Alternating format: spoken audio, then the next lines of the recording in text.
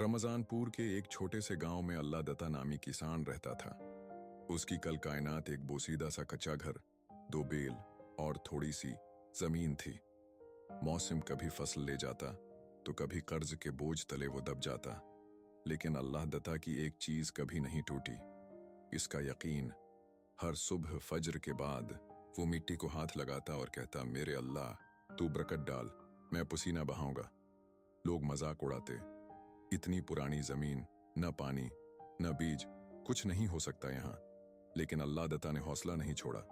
इस साल उसने एक नया तरीका अपनाया, कुदरती खाद, बारिश का पानी जमा करने वाला सिस्टम और दिन रात की मशक्कत। गांव वाले तमाशाई बने रहे।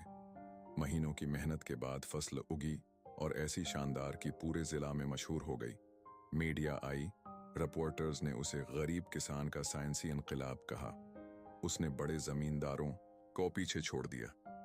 जब इनाम मिला, सहाफी ने पूछा, आपने ये सब अकेले कैसे किया? अल्लाह दत्ता की आंखों में आंसू थे।